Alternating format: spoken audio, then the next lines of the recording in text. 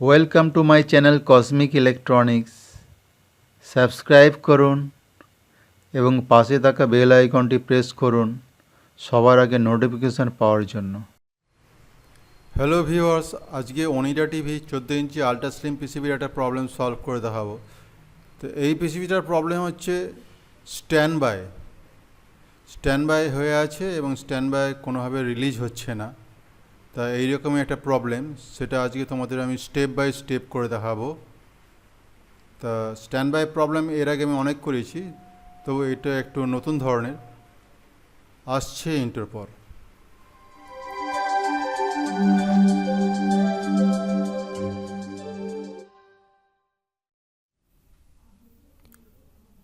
Viewers, inter পর ফিরে এলাম।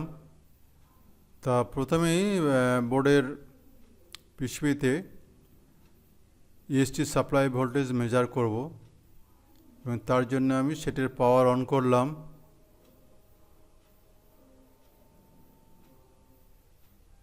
তোমরা দেখতে পাচ্ছ আমি ঠিক কোন জায়গাটায় ইএসটি সাপ্লাই ভোল্টেজ মাপছি, 119.3। তার মানে ইএসটি সাপ্লাই ভোল্টেজ ওকে আছে।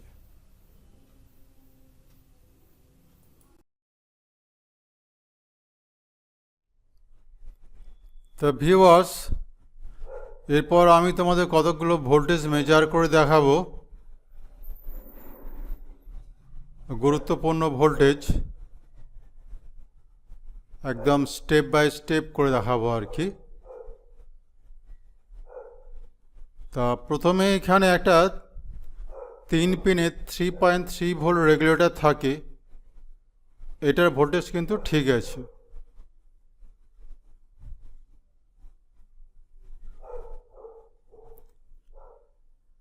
এরপর এখানে একটা 3 পিনের 5 ভোল্ট রেগুলেটর থাকে, এর আউটপুট ভোল্টেজ মিসিং। এর ঠিক ওপরে আর একটা 3 পিনের রেগুলেটর থাকে, সেটা হচ্ছে 8 ভোল্ট রেগুলেটর, এখানেও ভোল্টেজ মিসিং। এই দুটো রেগুলেটরের ভোল্টেজ আসে আরেকটি ট্রানজিস্টর থেকে।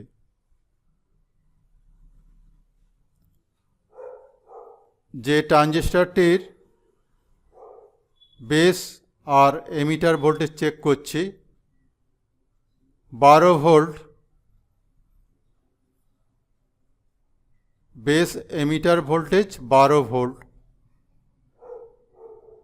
যদি স্ট্যান্ড বাই রিলিজ থাকে তাহলে কিন্তু কালেক্টর ভোল্টেজ আউট হবে, কিন্তু এখানে কালেক্টর ভোল্টেজ মিসিং, তার মানে স্ট্যান্ড বাই পালস আসছে না, স্ট্যান্ড বাই রিলিজ হচ্ছে না, সেই জন্য 5 ভোল্ট এবং 8 ভোল্ট পাচ্ছি না। এই ট্রানজিস্টারের নিচে আর একটা এসএমডি ট্রানজিস্টার থাকে, যেটা হচ্ছে স্ট্যান্ড বাই ট্রানজিস্টার, যার কালেক্টরে ভোল্টেজ দেখছি 12 ভোল্ট, এখানে থাকবে 0.7 ভোল্ট।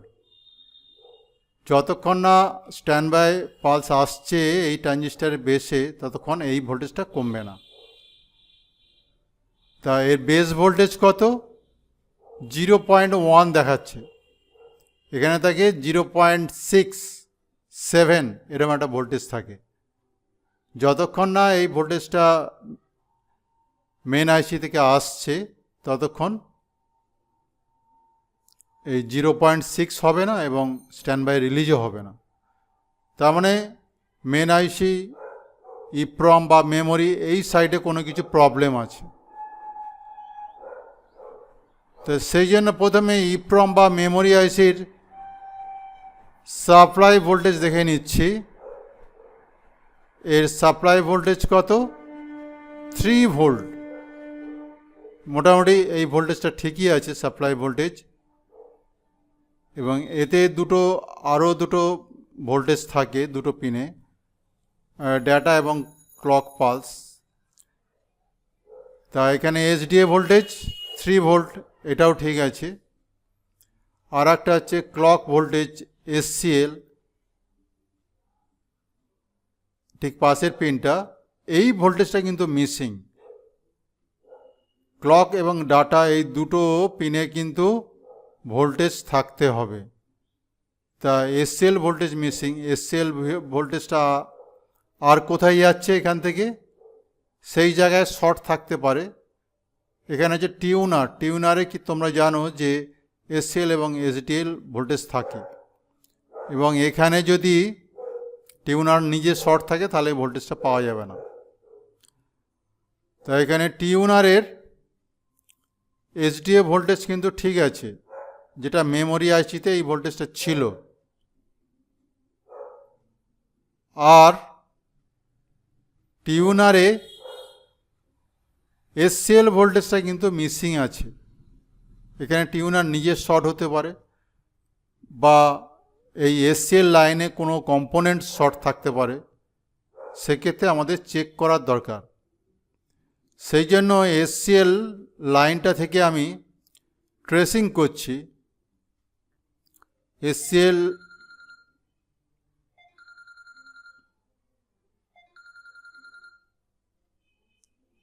তা ট্রেসিং করছি আমি, সেই ট্রেসিংটা নিচের দিকে নামছি, এবং নিচের দিকে নামতে নামতে দেখা যাচ্ছে এখানে একটি জেনার আছে। সেই জেনারটা ক্যাথোডে কিন্তু ভোল্টেজ নেই, পাশে এসডিএ ভোল্টেজ আছে, এসডিএ ভোল্টেজের কিন্তু রয়েছে, কিন্তু এখানে এই ভোল্টেজটা নেই। সেটির পাওয়ার অফ করে দিলাম।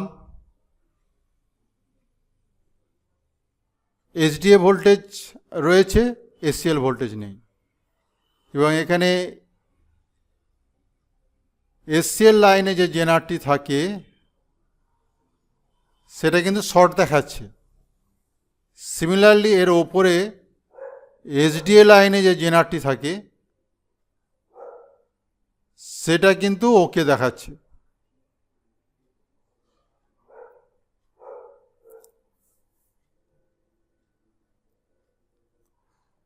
তা সেই জন্য জেনারটা খুলে মাপতে হবে, মাপলে বোঝা যাবে যে এসসিএল লাইনে এই জেনারটি ডিফেক্ট আছে কি না। তো ওপেন করে নিচ্ছি। তা এইটা হচ্ছে মেমোরি আইসি থেকে যে এসসিএল পালস আসে টিউনারে, ওই রুটে একটি প্রোটেকশন ডায়োড আছে 3.3 ভোল্টের। এটা যদি শর্ট হয়ে যায় বা লিকেজ হয় তাহলে কিন্তু ভোল্টেজ পাওয়া যাবে না। সেই জন্য ওপেন করে নিয়েছি। ওপেন করার পর পাওয়ারটাকে অন করে এবার তোমাদের আমি আবার ভোল্টেজটা দেখাবো মেজার করে। তো টিউনারে এসসিএল ভোল্টেজ কত? 2.2। আগে কিন্তু এই ভোল্টেজটা পাচ্ছিলাম না, কেননা এই লাইনে জেনারটা শর্ট ছিল। এবং পাশে কত না এসডিএল ভোল্টেজ, এটাও ঠিক আছে। এরপর আমি একটু নিচের দিকে নামবো যে টিউনারের এসসিএল এবং এসডিএল ঠিক হয়েছে কিনা। টিউনারে এসডিএ ভোল্টেজ ওকে, এবং টিউনারে এসসিএল ভোল্টেজটা মেজার করছি, এটাও কিন্তু ওকে হয়ে গেছে। তার মানে স্ট্যান্ড বাই রিলিজ এবারে হয়ে যাবে স্ট্যান্ড বাই। সেই জন্য আমি দেখে নিচ্ছি এখানে 5 ভোল্ট রেগুলেটর ভোল্টেজ কিন্তু ওকে হয়ে গেছে, যেটা ছিল না। এবং এর ঠিক একটু ওপরের দিকে যদি আমি যাই তাহলে এখানে 8 ভোল্ট রেগুলেটর রয়েছে, এখানেও কিন্তু ভোল্টেজ ঠিক আছে। আর এখানে একটা পিএনপি ট্রানজিস্টার যার বেস আর এমিটারের ভোল্টেজ ছিল, কিন্তু কালেক্টারে ছিল না। দেখো কালেক্টারের ভোল্টেজ ওকে। এই কালেক্টারের ভোল্টেজটাই 5 ভোল্ট রেগুলেটর এবং 8 ভোল্ট রেগুলেটরে যাচ্ছে। এবং এর নিচে একটা এসএমডি ট্রানজিস্টার ছিল যেটা স্ট্যান্ড বাই রিলিজ করে। এর কালেক্টারের ভোল্টেজ কিন্তু 0.7, এটা 12 ছিল। যতক্ষণ না 0.7 হচ্ছে এটা অন হবে না। তার বেসে হচ্ছে কি 0.68 ভোল্টেজ, অর্থাৎ বেসে 0.6 ভোল্ট হওয়ার সঙ্গে সঙ্গে এটা সুইচ অন হয়ে যাবে এবং আর ওই পিএনপি ট্রানজিস্টারের কালেক্টরে ভোল্টেজ চলে আসবে এবং পালসটা আসে মেন আইসি বা এসএমডি আইসি থেকে আসে। তা এসসিএল এসডিএ ভোল্টেজ ছিল না বলে, এসডিএ ভোল্টেজ ছিল কিন্তু এসসিএল ভোল্টেজ ছিল না বলে এটা সমস্যা হচ্ছিল। এর পরবর্তী তোমাদের স্টেপে নিয়ে যাচ্ছি।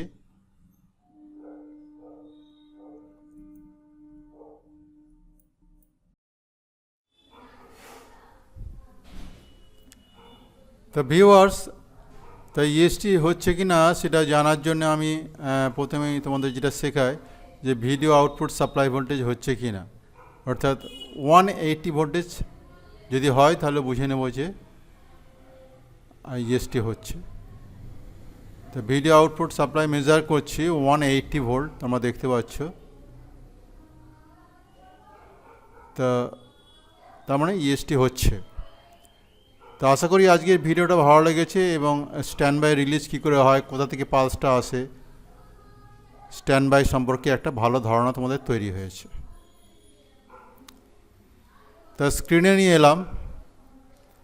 The problem is solve, set is okay. ভিডিওটা ভালো লাগলে অবশ্যই সাবস্ক্রাইব করবে, লাইক শেয়ার কমেন্ট করতে ভুলবে না। Thanks for watching.